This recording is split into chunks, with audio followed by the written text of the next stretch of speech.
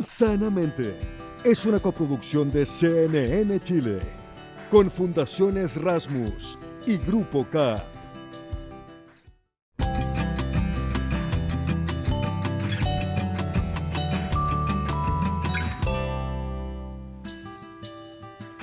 Hola, ¿cómo están? Bienvenidos y bienvenidas otra vez a una temporada nueva de Sanamente, que gracias a ustedes que han generado una comunidad, que nos hablan, que nos echan porras y que nos dicen que se sienten más acompañados, permiten que vuelva a existir otra larga temporada de 16 capítulos fascinantes sobre cómo estar y sentirnos mejor.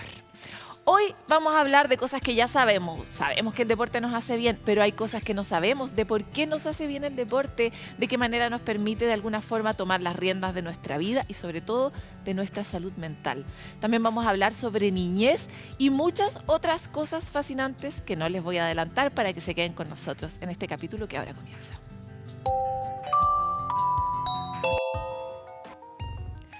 Nacer de una cierta forma tiene un impacto enorme en nuestra salud mental y en la salud de las guaguas. Las mujeres hemos sabido por mucho tiempo que vamos a parir con dolor y tenemos una distancia respecto de ese momento tan central en nuestra biología, en nuestra condición humana y animal. Hoy sabemos que un parto consciente, que un parto respetado, que el cuidado de los procesos naturales del parto y de la secreción de las hormonas tiene una directa relación con la salud de la madre y de ese niño o niña que acaba de nacer. ¿Por qué? Se lo contamos en esta nota de Magdalena Fuenzalía. Es un momento en que las emociones están a flor de piel. La bienvenida a un nuevo integrante es un hito. Y el problema está cuando este espacio se ve tensionado, se vuelve impersonal, casi quirúrgico. Nuri es mamá de 2, pero sus experiencias fueron totalmente diferentes. Su primer parto no fue respetado. A mi marido lo sacaban mucho, o sea, era como, mi marido estaba un rato y después no, tienes que salir. La matrona me dice, mira, te voy a explicar cómo hay que pujar. Y yo imito un pequeño sonido y ella me dice, no, cállate, porque con eso tu guagua no va a nacer. Igual era como, no sé, necesitaba un abrazo o algo porque me sentía como con mucho miedo. En Chile, el 56,4% de las mujeres ha sido criticada o reprimida por expresar dolor y emociones al momento del parto, y más de la mitad de las chilenas ha sufrido violencia obstétrica. Una experiencia que impacta directamente en la salud mental de las embarazadas. Sostener a un bebé, sostener a un ser humano que recién llega al mundo, está muy determinado por las emociones que también sostienen al cuerpo de la madre para poder cuidar. Por eso es muy importante la salud mental perinatal. Se pone mucho el foco en el cuidado del bebé, incluso los programas a nivel de la salud pública, lo que es muy importante, pero se olvida quién es la que cuida, cuál es ese cuerpo que cuida. Y ese cuerpo tiene emociones, tiene una historia, con antecedentes también de salud mental, previos. Y eso es muy importante de cuidar y de visibilizar. Fue tras su primera experiencia que Nuri decidió que su segundo embarazo sería como ella se lo imaginaba. Llega a este mundo Gonzalo en un parto totalmente respetado, hermoso, con música que yo quería escuchar. Yo creo que también ahí va el factor un poco ligado a cómo tú tuviste tu parto para después la vivencia con tu hijo. O sea, yo llegué con muchas ganas aquí a la casa, era como, aparte, bueno, era mi segundo hijo, entonces yo ya sabía todo lo que venía, pero independiente de eso, o sea, me dieron el alta y el tiro a manejar y me sentía súper bien, me sentía power y vamos y todo. Entonces era como, no, realmente la parte emocional sí o sí tiene que estar ligada al tema de tu parto. El parto respetado se vuelve una necesidad de salud pública, de respeto hacia la mujer y su salud mental. Ya en algunos hospitales están aplicando un sistema más personalizado a través de la sala SAIP. Esta es una sala de atención integral de parto y esta sala la gracia que tiene es que es más amplia. La idea es que esté en un ambiente de confianza. Tenemos hasta jacuzzi. Tratamos de tener la mayor cantidad de elementos dentro de lo que también nos permite el sistema. En la Florida ya hay 4 de estas salas, en donde las madres pueden elegir cómo estar, acompañadas, con música y poca luz. Todo para permitir que sea un espacio seguro y que el encuentro con su hijo o hija sea como se lo imaginaban. primera vez que tengo un hijo en este hospital, la comuna. Tuve unas amigas que igual como por cosas de la vida no tuvieron una buena experiencia, entonces igual venía con un poquito de miedo, pero todo lo contrario. Del hecho ya de estar en un ambiente grato, con personas que te tratan bien y todo, ya era todo más tranquilo. Con mis niñas, yo tuve las niñas y las chiquillas se fueron automáticamente, me la mostraron, la tuve acá un ratito, 5 minutos y se fueron. El apego que tuve con mi hijo fue maravilloso. A mi esposo también lo hicieron sacarse la polera para que él tuviera apego con el bebé también. Para nosotros puede ser un turno más, pero para esa familia que llega y que llega a tus manos es el día más importante de su vida.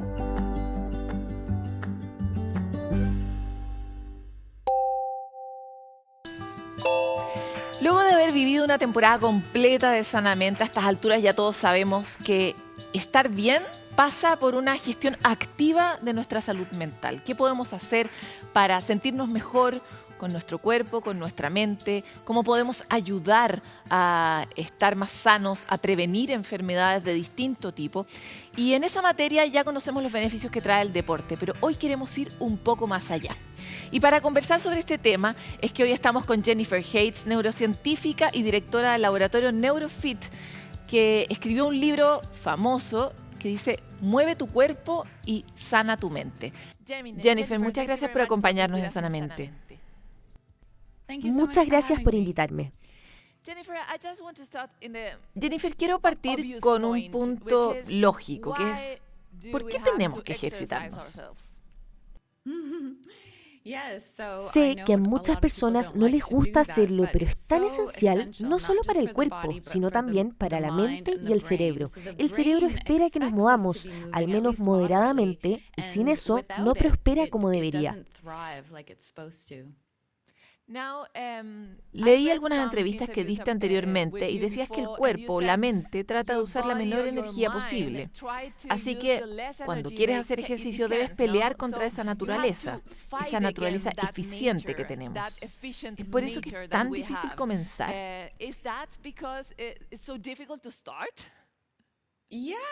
Sí, es una herencia de nuestro pasado evolutivo, cuando teníamos que conservar energía para sobrevivir.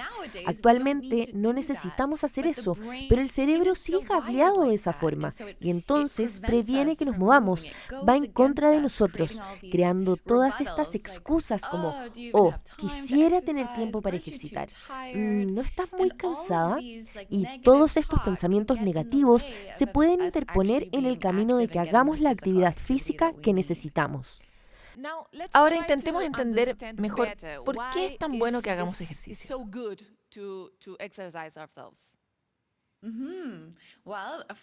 Bueno, por muchos motivos el ejercicio es extremadamente bueno y mucha gente está familiarizada con los beneficios del ejercicio para el cuerpo, porque fortalece el corazón, fortalece los músculos, pero el ejercicio también fortalece la conectividad dentro del cerebro, incluso ayuda a producir nuevas células cerebrales y ayuda a mantener todo el cerebro equilibrado para que puedas pensar bien y sentirte bien, dormir bien y tener un tiempo agradable en tu vida. Vivimos en una época donde probablemente tendremos que vivir 90 años, 100 años, por lo que la gran amenaza del futuro es ¿voy a ser ese que va a tener una buena vejez o no? ¿De qué forma el ejercicio puede ayudar a este periodo de la vida?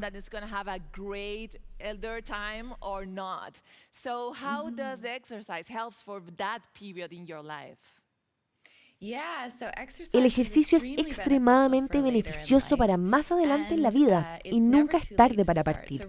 La investigación de mi laboratorio muestra que la inactividad física contribuye al riesgo de demencia, tanto como tu genética.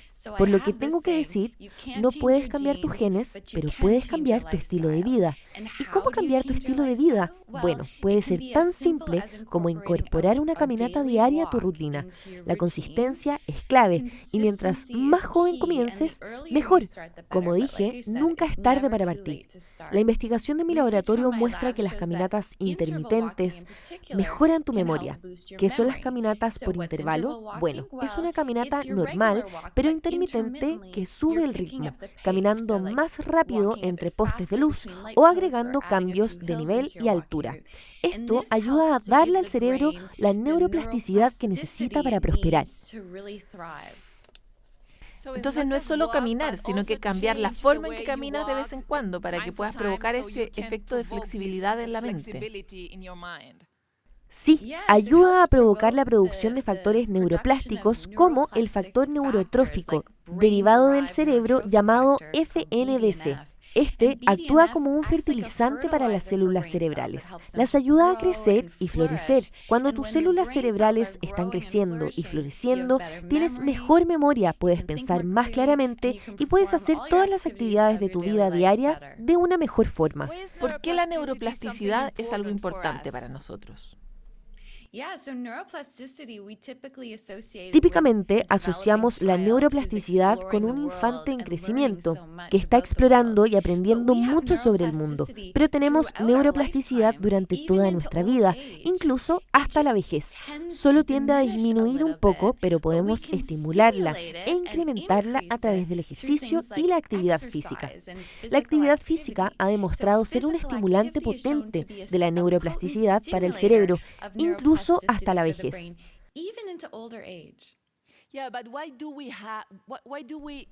¿Por qué querríamos tener más neuroplasticidad? ¿Por qué necesitamos ejercitarla?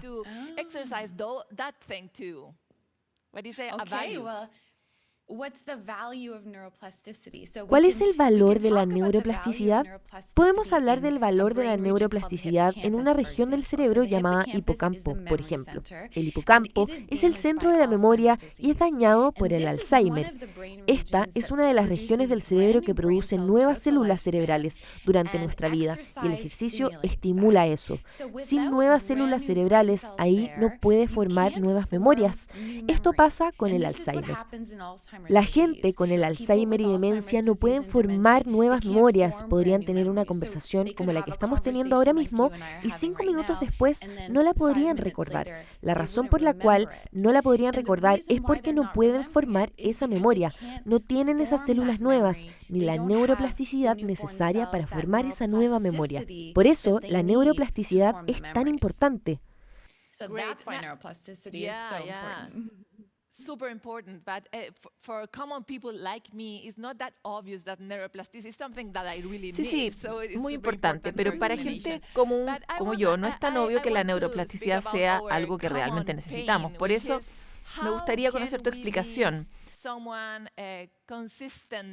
Quiero hablar de que nuestro dolor común es cómo podemos ser alguien que sea consistente en la práctica, en el hábito, en hacer ejercicio. ¿Hay alguna clave o alguna prueba que debamos pasar para desbloquear la consistencia?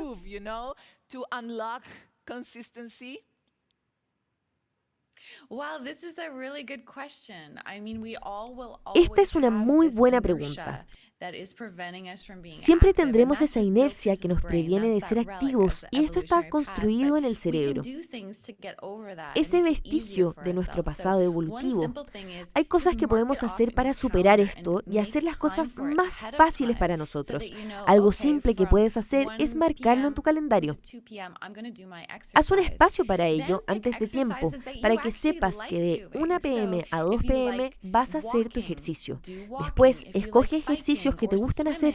Si te gusta caminar, camina. Si te gusta andar en bicicleta o nadar o bailar, todas estas son formas de ejercicio moderado que pueden servir. Tienes que pensar en cómo escoger una actividad que te gusta hacer, que harías todo el tiempo. Hazlo con gente que te lleves bien, porque cuando asociamos las actividades con cosas que nos gustan hacer, como escuchar música buena o estar en un buen ambiente, eso ayuda a reforzar la conducta, ayuda a secretar más dopamina que nos permite comenzar a hacer las conexiones entre ejercitarnos y sanar nuestra mente y ser la mejor versión de nosotros mismos. En vez de verlo como trabajo duro, es más verlo como autocuidado. Necesito hacer esto para ser el mejor yo.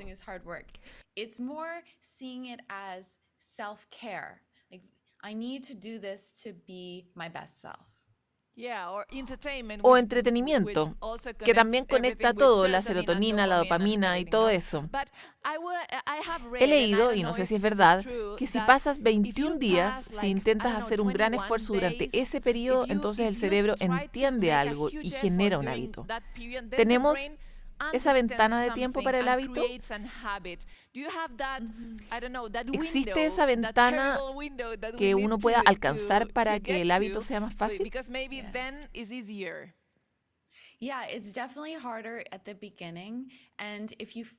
Sí, definitivamente es más difícil al comienzo. Y si te sientes mal durante tus primeros ejercicios, eso es muy predictivo en sí si vas a seguir ejercitando. La gente que se siente mal en sus primeros ejercicios son los más propensos a parar. Es muy importante comenzar de forma lenta y firme, especialmente al principio. ¿Hay un tiempo específico que tengas que superar para que se vuelva más fácil? Bueno, eventualmente, consistentemente, se va a volver más fácil. Todo el mundo es diferente y el tiempo que se demoran también, pero eventualmente vas a ver el ejercicio como una terapia, como un espacio para la creatividad, para la concentración, para mejorar tu estado de ánimo. En mi caso, yo sé que cuando salgo a trotar me voy a sentir bien y eso me ayuda a pasar el día. That's great. Now, I always do this question to all the scientists that we have here, which is, siempre hago esta pregunta a los científicos que invitamos. ¿Qué es lo más increíble que has encontrado en tus investigaciones en este terreno? ¿Te sorprendió algo nuevo? Super new to understand about this conversation about exercising. Yeah, we often think about the brain and brain disorders. Normalmente pensamos que el cerebro y los desórdenes cerebrales deben ser tratados con medicamentos, por ejemplo, cuando pensamos en desórdenes depresivos. Pero algunos descubrimientos interesantes muestran que algunas personas responden de mejor manera al ejercicio que a los remedios. Esta idea de que el ejercicio puede ser medicinal y que tenga efectos clínicos significativos que están a la par con algunos farmacéuticos, yo creo que es un mensaje muy poderoso. Ciertamente no significa que tengas que escoger uno u otro. Si estás tomando algún remedio que esté ayudando, puedes agregar el ejercicio para poder reducir algunos de los efectos secundarios. Las propiedades medicinales del ejercicio continúan volándome la mente y cambiando mi forma de pensar en cómo tratamos y manejamos nuestra salud.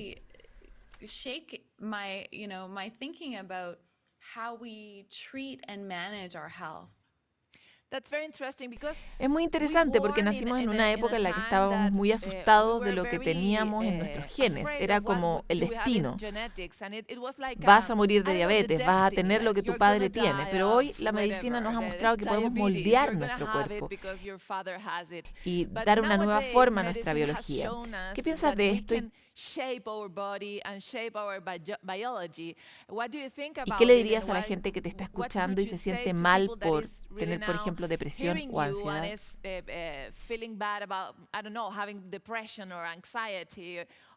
What can they do with their own lives? Solíamos pensar que la genética era nuestro destino, pero no es así. No para cosas como la demencia incluso, cuando pensamos que la demencia está tan pegada a los genes. Nuestra investigación muestra que tu estilo de vida, tu actividad física, contribuye tanto como tu genética. Tenemos este poderoso control que podemos comenzar a tomar sobre nuestra salud. Es difícil al principio y por eso hay que tomar pequeños pasos en la dirección correcta. Cuando pensamos en el movimiento para nuestra salud mental, cada paso cuenta. Un poco de actividad física es mejor que nada de actividad. Incluso pararse del sillón y dar una caminata alrededor de tu cuadra es mejor que estar sentado. Eso es algo fácil que la gente puede hacer.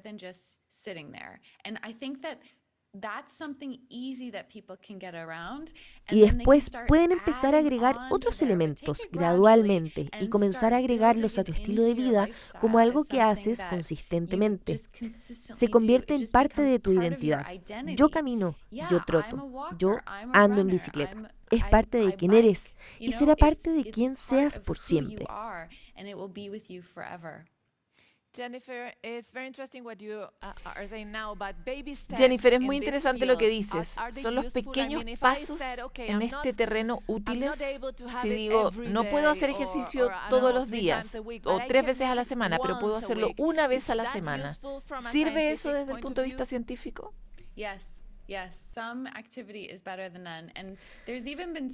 Sí, algo de actividad física es mejor que nada de actividad.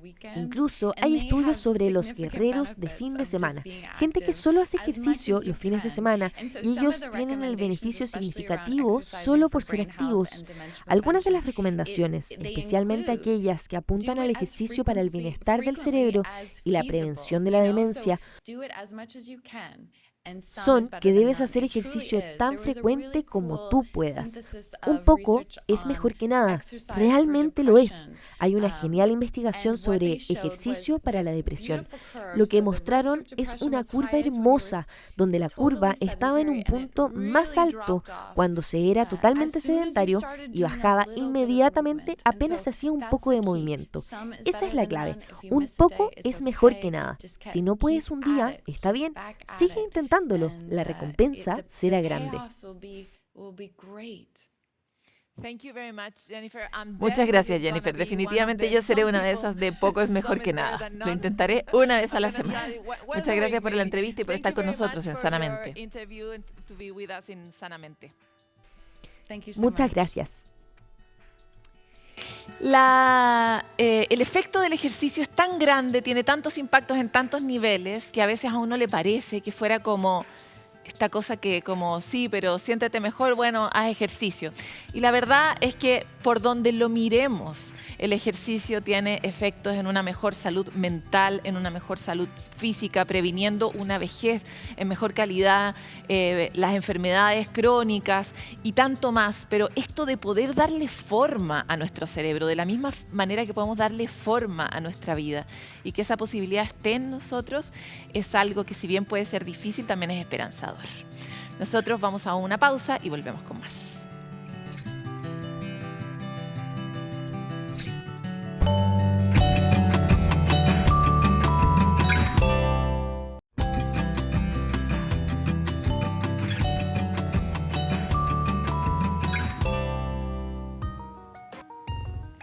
Muchos tienen miedo a las arañas, a volar, a subirse en un ascensor, pero cuando ese miedo se convierte en una fobia, es realmente un problema y necesitamos encontrar formas para manejarlo. Vanessa Quesada, académica de Psicología de la Universidad de Chile, doctora en psicoterapia, nos explica más sobre este tema.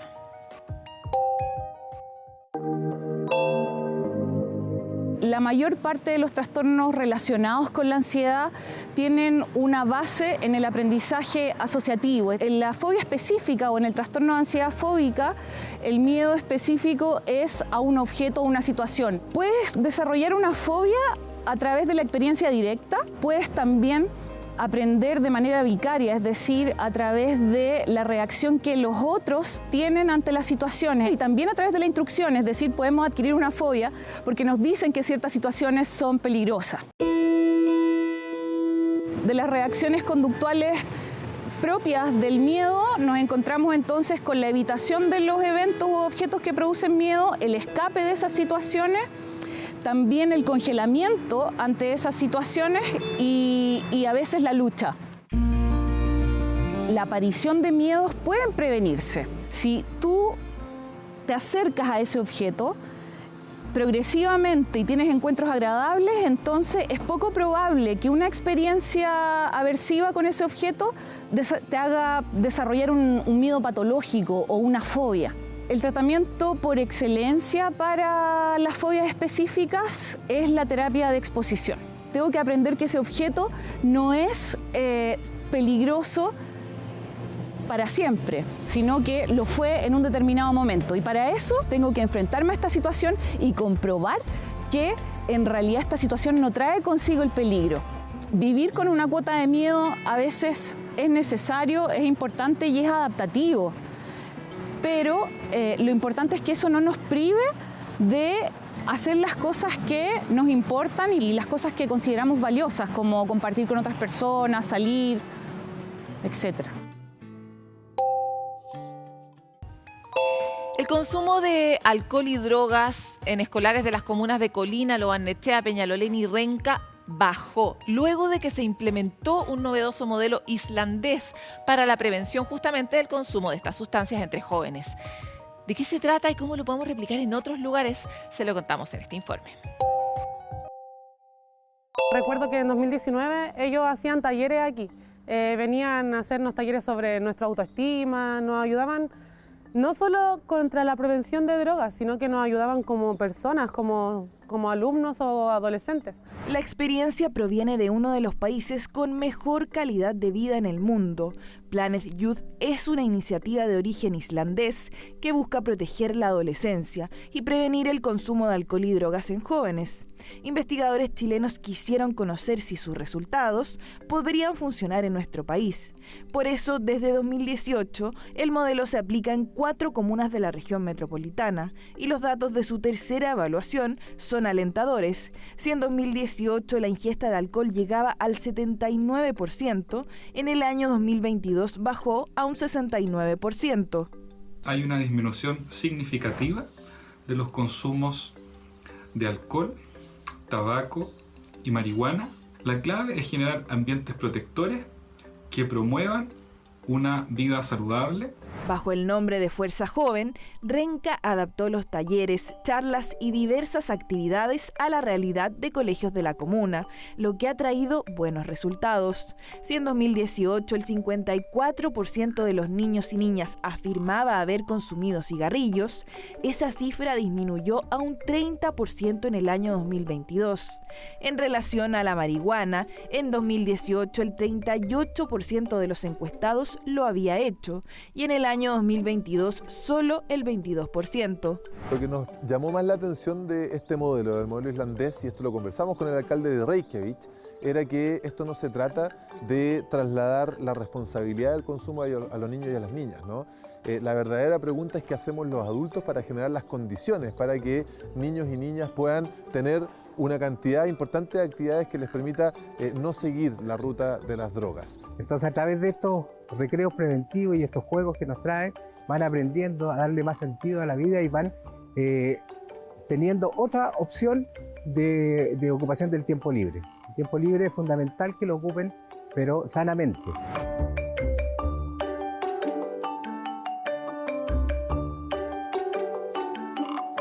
En lo personal me gusta hacer de todo. Trato de estar de aquí para allá. Soy una persona que me gusta estar moviéndome todo el tiempo. Yo tenía una imagen de las drogas que no era como realmente es. Yo me la imaginaba así como que, qué divertido, qué esto. Según la última encuesta nacional de salud, uno de los principales problemas de salud pública en Chile es el alcohol. Particularmente entre los 15 y 24 años, hay un consumo riesgoso del 14%. Existe consenso en el mundo científico sobre los nocivos efectos del alcohol, el tabaco o la marihuana durante una etapa clave en el desarrollo de las personas. Hay implicancias en la salud física, pero también en la salud mental. Hay disminución del control de impulsos, por ejemplo. Puede haber asociación con otros problemas como trastornos de ansiedad y trastornos del ánimo. Incluso puede favorecer el riesgo suicida. Los especialistas identifican una serie de factores que pueden ayudar a revertir este tipo de problemas.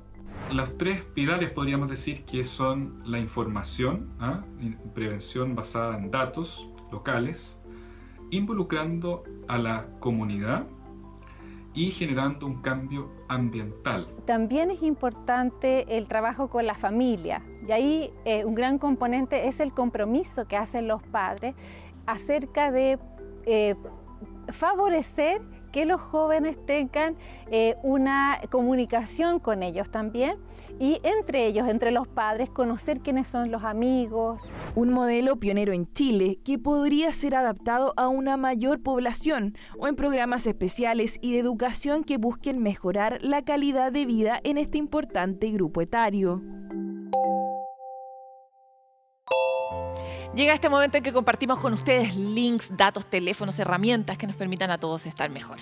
Y vamos a partir hoy con ¿qué le pasa al gran árbol. Este es el primer libro de la colección Milenio de Divulgación Científica que está destinada específicamente a niñas, niños y adolescentes. Este cuento habla metafóricamente de las dificultades que experimentan las personas que efectivamente tienen depresión y de los caminos de sanación que requieren de una forma de mentalizarse respecto de las emociones, cómo se pueden fortalecer los vínculos afectivos y cómo se puede aumentar la conciencia plena, o esta palabra tan rara que tanto decimos, el mindfulness.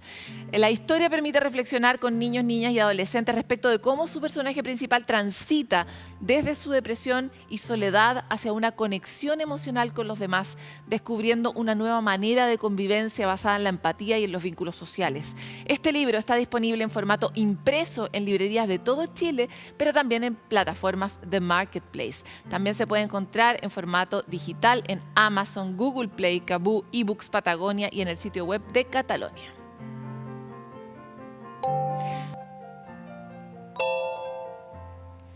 Bueno, y como siempre nos vamos a pausa, pero antes hacemos esto que nos encanta, que es ir a la calle y escucharlos a ustedes.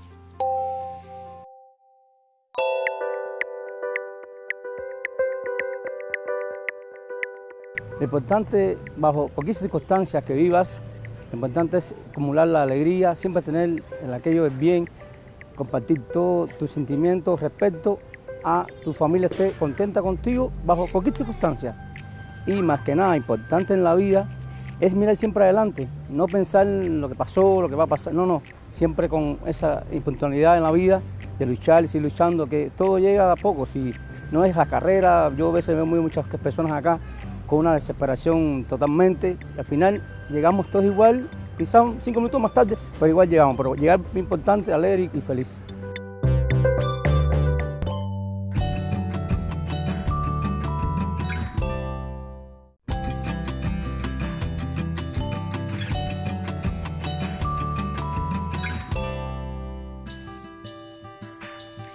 La niñez es un momento en que florecemos, es un lugar de riqueza, un momento de riqueza, y sin embargo las sociedades del mundo hemos dado tanto la espalda a las necesidades que surgen en la niñez. Niños y niñas requieren de adultos responsables que generen entornos seguros y saludables para poder desarrollarse bien. Esto no es una realidad, estamos tan lejos en Chile, para qué decir, lo hemos visto mucho. Pero ¿qué podemos hacer cuando nos damos cuenta, por ejemplo, ya más viejos, en mi caso, de que, por ejemplo, fui una niña abusada o una niña maltratada? ¿Qué hacemos cuando estamos viendo que está ocurriendo un maltrato hoy en día? ¿Cómo podemos protegernos, generar comunidad y no hacer de esto un destino del cual no podemos huir? Para hablar sobre este tema y otros, como la iniciativa Línea Libre que hemos promovido ampliamente aquí en Sanamente, para que ustedes la puedan utilizar, estamos hoy con José Andrés Murillo, que es presidente del directorio de la Fundación para la Confianza y uno de sus fundadores. Muchas gracias por estar con nosotros aquí en este programa. Hola Paloma, muchas gracias a ti por esta tremenda invitación, por esta iniciativa, además que es maravillosa, ¿no? Poder hablar de lo más importante, ¿no? Quisiera avanzar sobre este devenir que ha tenido la Fundación por la Confianza, que de alguna manera partieron muy enfocados en tratar de acoger y abrazar a los muchos adultos que han vivido abuso durante su infancia y han sido piezas claves para que se abra un baúl que no queríamos abrir, pero que definitivamente necesitamos para sanar, ¿no? Que es el del abuso en la sociedad. Pero hoy están haciendo un énfasis en niños, niñas y adolescentes, y me parece muy interesante saber por qué, sobre todo cuando revisamos junto a Pía Santelices en la temporada 1 este estudio que hicieron en conjunto que mostraba el nivel de prevalencia del abuso en la sociedad. O sea, ¿cuántos adultos chilenos realmente han vivido en su infancia abuso? Y ese nivel es muy alto. Entonces, quisiera saber por qué hicieron este foco, ¿no? Sí, la verdad es que, en primer lugar, porque las estadísticas en general no conversaban, y ojo, que aún no siguen conversando con nuestra experiencia cotidiana y con la experiencia cotidiana de muchos psicólogos y psicólogas que trabajan con personas que van a consultar por cualquier motivo. Los índices, la prevalencia de personas que durante la infancia, y aquí quiero ponerlo de otra forma también, de que durante cualquier momento de su vida han sido víctimas de abuso sexual, es muchísimo mayor de lo que cualquier estadística nos había dicho, ¿no? Porque las investigaciones no se hacen metodológicamente de forma clara, o porque no sabemos preguntarlo, o porque no somos capaces todavía, o no hemos podido liberarnos un poco de la culpa, de la vergüenza, del dolor que significa haber sido víctima. Entonces, decirlo, incluso en una encuesta, no ha sido fácil. Nosotros, este estudio, perdona que te interrumpa, este estudio que hicieron finalmente con la Universidad Católica, ¿les permitió ver una estadística más realista? ¿Les hizo más sentido cuál era esa estadística? Sí, sabemos que hay una cifra negra aún, pero este número, o sea, el porcentaje de personas que dice haber sido víctimas de abuso sexual antes de cumplir los 18 años son 22%, ¿no? O sea, casi 1 cada 4 personas que camina por la calle fue víctima de abuso sexual. Sabemos que esa es una cifra aún subvalorada, porque hay muchas personas que aún no lo dicen, y necesitaríamos metodologías aún más complejas para poder llegar a una cifra real. Pero ¿por qué nos obsesiona saber cuántas personas fueron víctimas? Primero, porque queremos mostrar que esto es realmente una epidemia, ¿no? Aquí sí estamos hablando de una pandemia, ¿no? Y una pandemia que tiene consecuencias muchísimo más graves que el COVID, ¿no? Sabiendo cuáles son los efectos a mediano y largo plazo, tanto para la salud física como para la salud psicológica, comportamental, incluso económica. Estamos hablando de un tema devastador, ¿no? Entonces, tenemos que saber de qué estamos hablando, de qué nivel de problema estamos enfrentados si queremos prevenirlo, porque aquí son 4 cosas. Se conoce, nuestro objetivo de conocer las cifras del abuso sexual son para prevenir, para detectar a tiempo, para intervenir de forma oportuna, ética y adecuada, y para acompañar a las personas que han sido víctimas de forma también adecuada, para que los efectos que tiene en su vida no sean tan profundos, no sean tan devastadores como para muchas personas lamentablemente lo ha sido y lo vemos. Es decir, y esto solamente, probablemente ustedes ya lo han visto, perdona. Sigue tú, pregúntame o compárteme. Sí, y quería entrar un poco en el tema de la prevención, porque tal vez desde ahí se explica este foco también en los niños, ¿no? Vivimos en un país donde la infancia está muy descuidada, muy desatendida, muy adultocéntrico este país. Estamos todos los adultos muy agobiados, sobre todo después de la pandemia quedó claro que cuando no había un sistema de soporte, los niños eran básicamente un problema para las personas. Entonces, ¿cómo la Fundación hace foco en los niños y qué herramientas nos ayuda a tener para poder mirar mejor la infancia o acompañarla mejor? A ver, yo quisiera quizás dar un poco vuelta tu pregunta y decir cómo no solamente los niños se volvieron un problema para los adultos durante la pandemia, sino que cómo los adultos muchas veces somos un problema para los niños, ¿no?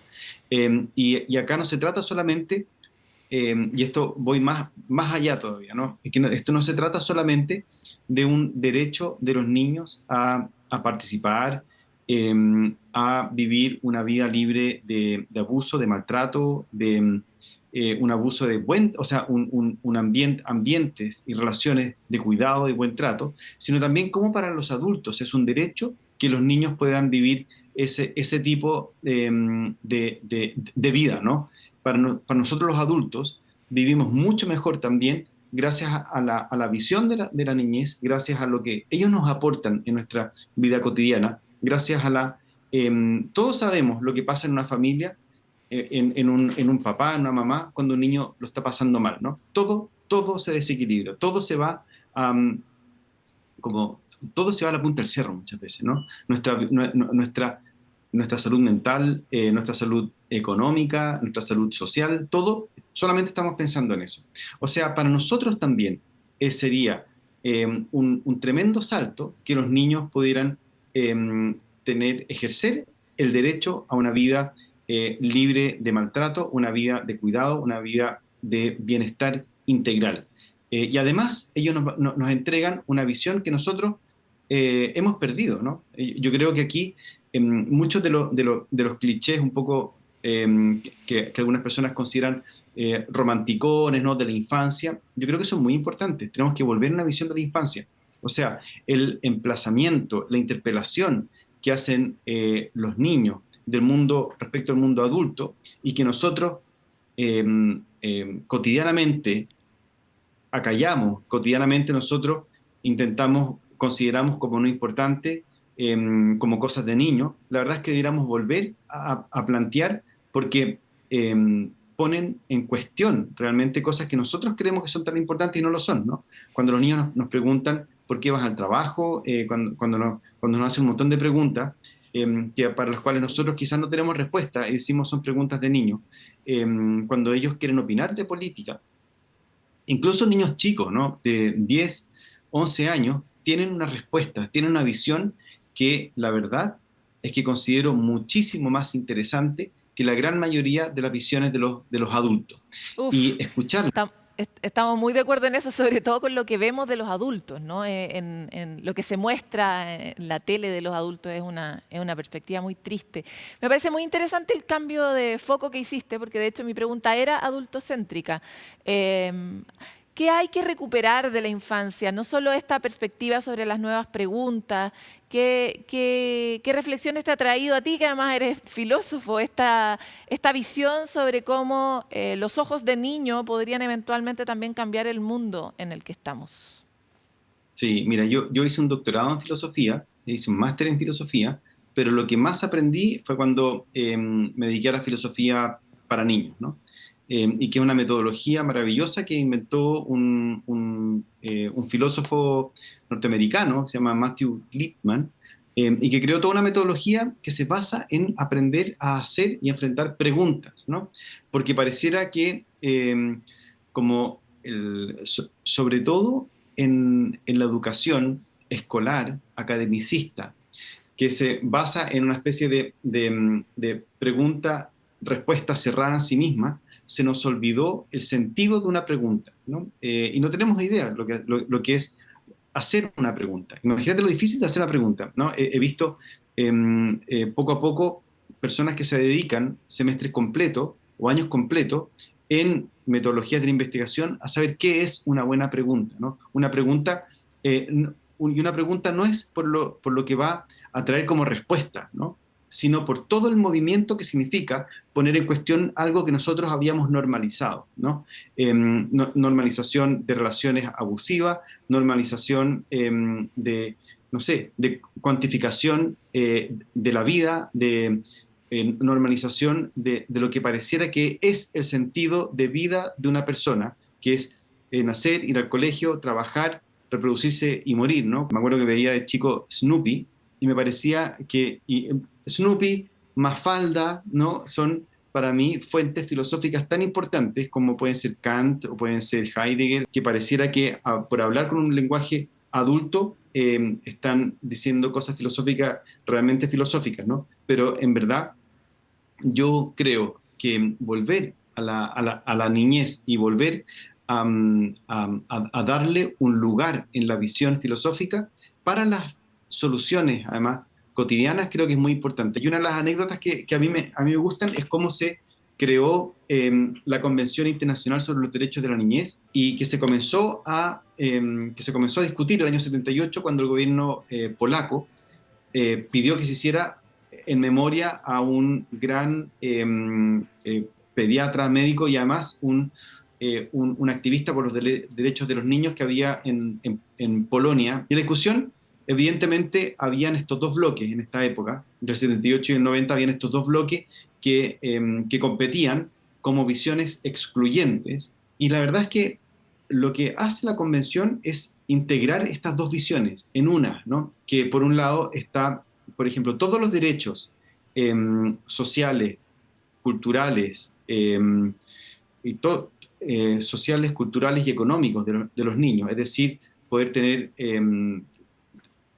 poder recibir educación, recibir salud, recibir protección, etcétera, que era lo que se venía más del este, y lo que venía de Occidente eran los derechos políticos y sociales, ¿no? Y cívicos incluso, ¿no? Los niños, entonces ahí quedaron, por ejemplo, el derecho a la protección, que es clave, ¿no? El artículo 19 de la Convención, pero además está el derecho a la participación, el derecho a ser oído, el derecho a ser oído como un principio tan importante como el de la protección en la Convención Internacional sobre los Derechos de la Niñez, que además que fue ratificado por nuestro país. Es decir, que que alguien podría pensar que, bueno, hay una discusión, ¿no? Pero que tiene rango constitucional. Cuando hay un documento, un tratado internacional que ha sido ratificado por el país, es casi una supraley. Entonces todas las leyes tienen que seguir a esto. Entonces hay derecho al juego, derecho a ser oído, derecho a participar, derecho a la protección, como principio, incluso, y lo que es más importante, que es el principio rector del interés superior del niño o la niña, es decir, el bienestar primero de los niños, y cualquier decisión debe tomarse con ese centro de gravedad. Las leyes y las constituciones están tan lejos del sentido común, es urgente que empecemos a actuar de otra manera en ese sentido. Te queremos agradecer por todo y por esta entrevista, y te veremos más adelante en otro capítulo. Gracias a ti, Paloma, un abrazo para las personas que nos están escuchando, y ojalá nos abramos a escuchar a la niñez como una tremenda noticia que tienen para cuestionar nuestras visiones a veces un poquitito cerradas. Muchas gracias a ti. Es una deuda tan grande, y hemos ejercido esta dictadura de la adultez durante tanto tiempo. A veces cuando uno se detiene en la paternidad a mirar todo lo que ha hecho, como ha podido, se da cuenta de tantos errores que uno no quería cometer, ¿no? Pero uno de ellos es a veces quedarse callado y mirar, a veces quedarse callado y preguntarles a los niños, ¿verdad?, cómo se sienten, ¿no? ¿Qué oportunidades podríamos tener de vivir diferente? Vamos a cambiar de tema, de forma abrupta, porque no hay otra. Todos nos hemos sentido alguna vez nerviosos cuando necesitamos hablar ante las personas o antes de un espectáculo, por ejemplo. ¿Qué podemos hacer para enfrentar esos nervios? Se lo contamos en esta cápsula.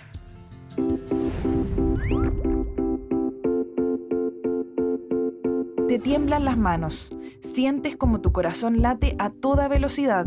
La idea de hablar delante de un grupo de personas puede ser una escena aterradora para algunos.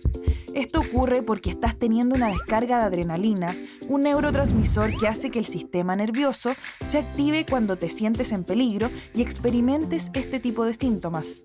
La verdad es que la ansiedad o miedo escénico es algo real y común, y puede llegar a convertirse en una condición clínica, clasificada como un trastorno fóbico. Para que hablar en público sea una experiencia positiva, prepara el contenido y siéntete cómodo con él. Ensaya y visualiza. De esta forma, al subir al escenario, tu mente codificará la experiencia como conocida y grata.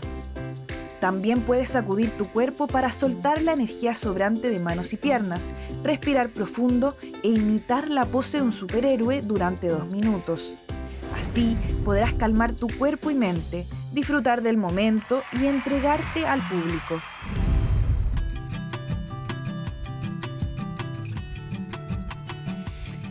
Bueno, y como siempre, para cerrar, les queremos recomendar un sitio donde pueden encontrar una comunidad, en este caso para hablar de trastorno obsesivo compulsivo. El sitio es www.hablemosdeTOC y está disponible tanto para pacientes como para familiares y aquellas personas que tal vez no tienen idea de qué estamos hablando. Pero aceptar una sociedad compleja que tiene distintas personas con distintas necesidades es probablemente una clave para sentirnos mejor. Nos vemos pronto otra vez en Sanamente.